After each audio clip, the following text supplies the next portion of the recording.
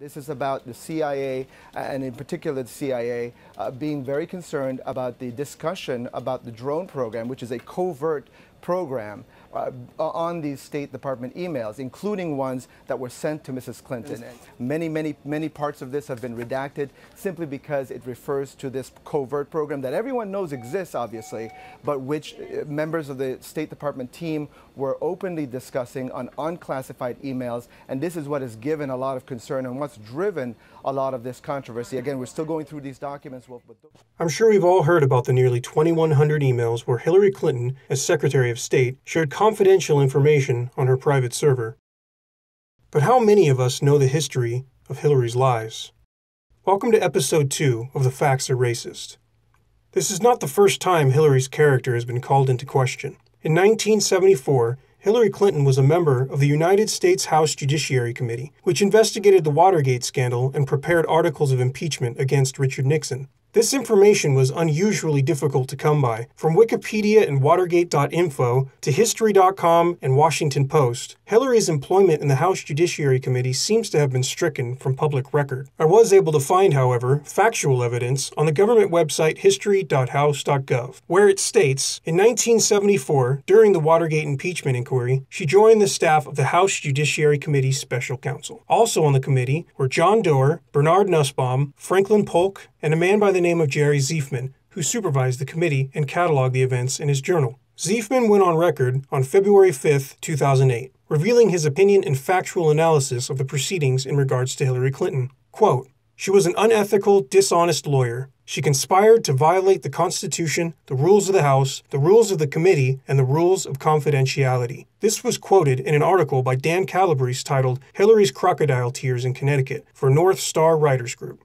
Quote, Ziefman says that Hillary, along with Nussbaum and Doerr, was determined to gain enough votes on the Judiciary Committee to change House rules and deny counsel to Nixon. And in order to pull this off, Ziefman says Hillary wrote a fraudulent legal brief and confiscated public documents to hide her deception. In this statement, Calabrese and Ziefman are referring to Hillary's plan to remove all evidence of a prior impeachment attempt against Supreme Court Justice William O. Douglas in 1970. Where the Judiciary Committee allowed Douglas to keep counsel, thus establishing a precedent. Quote, Hillary then removed all the Douglas files to the offices where she was located, which at the time was secured and inaccessible to the public. The chief Republican counsel on the committee, Franklin Polk, also confirmed that Hillary wrote the memo in question, and confirmed that Hillary ignored the Douglas case. Quote, Polk confirmed Clinton wrote a brief arguing Nixon should not be granted legal counsel due to a lack of precedent, but Clinton deliberately ignored the then recent case of Supreme Court Justice William O. Douglas, enabling her to argue as if the case never existed.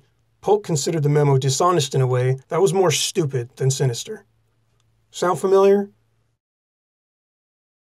She claimed she misspoke last week and was sleep-deprived when she described landing under sniper fire in Tuzla, Bosnia, something that didn't happen. CBS News has found several times in the past few months when Senator Clinton used the Bosnia trip to try to show her international experience. December in Iowa. We landed in one of those corkscrew landings and ran out because they said there might be sniper fire.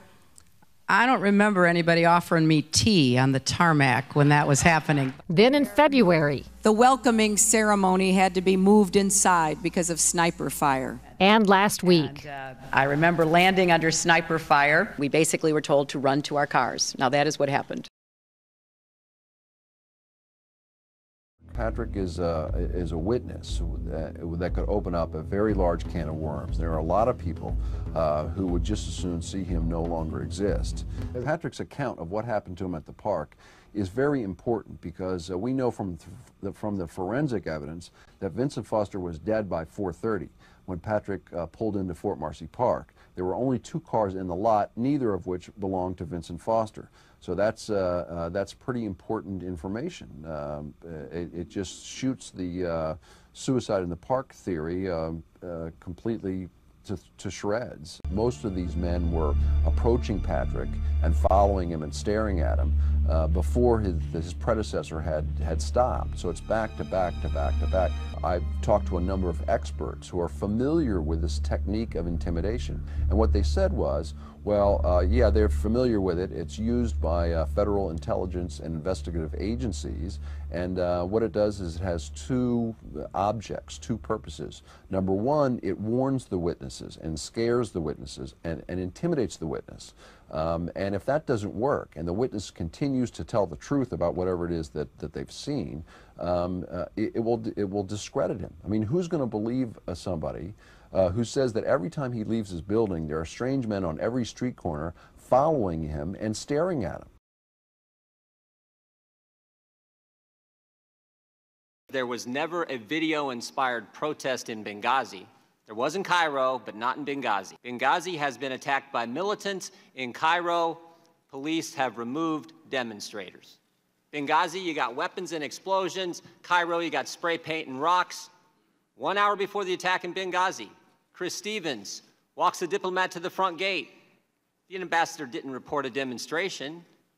He didn't report it because it never happened. 2 intelligence reports that day. No protest, no demonstration. For there to have been a demonstration on Chris Stevens' front door and him not to have reported it is unbelievable, Mr. Hicks said. He said, secondly, if it had been reported, he would have been out the back door within minutes, and there was a back gate. 5 days later, Susan Rice goes on 5 TV shows, and she says this: Benghazi was a spontaneous reaction as a consequence of a video. Then where'd the false narrative start? Started with you, Madam Secretary.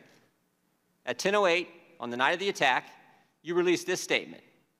Some have sought to justify the vicious behavior as a response to inflammatory material posted on the internet. At 10:08, with no evidence, at 10:08, before the attack is over, at 10:08, when Tyrone Woods and Glenn Doherty are still on the roof of the annex fighting for their lives, the official statement of the State Department blames a video.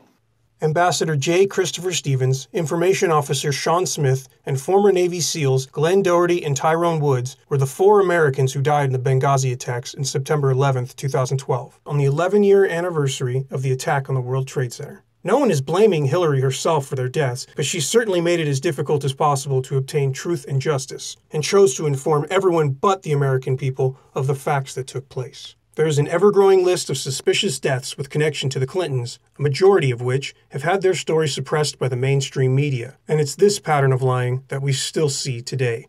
The majority of people on the fence politically might argue the same point that Franklin Polk made in 2008, that her dishonesty is more stupid than sinister. And to that, I say, fool me once, shame on you. If fool me, we can't get fooled again.